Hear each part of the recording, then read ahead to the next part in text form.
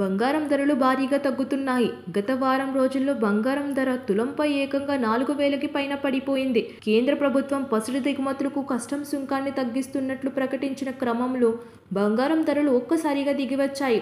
Budget రోజునే ఏకంగా తులం బంగారం దాదాపు 3,000 మేర పడిపోయింది. అంతర్జాతీయ మార్కెట్లోనూ బంగారం ధరలు దిగివచ్చాయి. స్పాట్ గోల్డ్ రేట్ ఔన్స్కు దాదాపు $20 వరకు పడిపోయింది. ప్రస్తుతం ఔన్స్ ధర $2,394 వద్ద ట్రేడింగ్ అవుతోంది.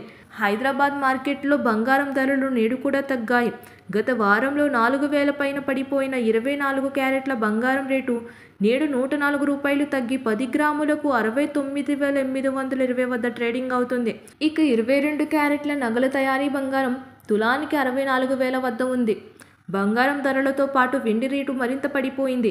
గత వారంలో కిలో వెండి రేటు 7,000 మేర తగ్గగా ఇవాళ మరో 500 దిగివచ్చింది.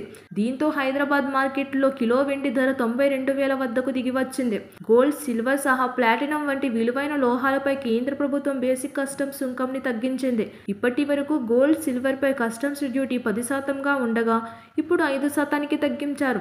దీనికి అదనంగా విధిస్తున్నటువంటి వ్యవసాయ మౌలిక వసతుల అభివృద్ధి సుంకాన్ని 5% నుంచి 1%కి పరిమితం చేశారు. ఈ లెక్కన మొత్తం కస్టమ్ డ్యూటీపై ఇకపై 6%గానే ఉండనుంది. జీఎస్టీలో మాత్రం ఎలాంటి మార్పులు చేయలేదు.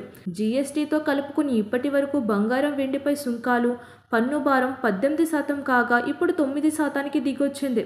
బంగారంపై సుంకంలో ఒక్కసారిగా 9% కోత విధించిన నేపథ్యంలో 24 క్యారెట్స్ గోల్డ్ రేట్ కేజీకి 77.5 లక్షల నుంచి ఒక్క రోజులోనే 71.3 లక్షలకు దిగొచ్చింది.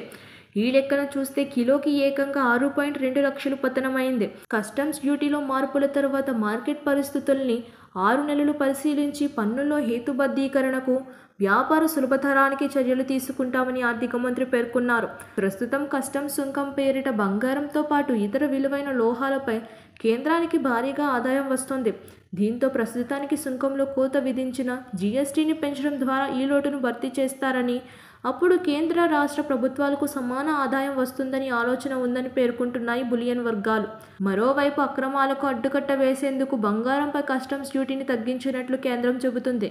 స్మగ్లింగ్ను అడ్డుకునేందుకు ప్రభుత్వం ఈ నిర్ణయం తీసుకుందని చెబుతున్నారు. సబ్స్క్రైబ్ చేయండి. Please do subscribe to. Please like, share and subscribe to top Telugu TV. Top Telugu TV.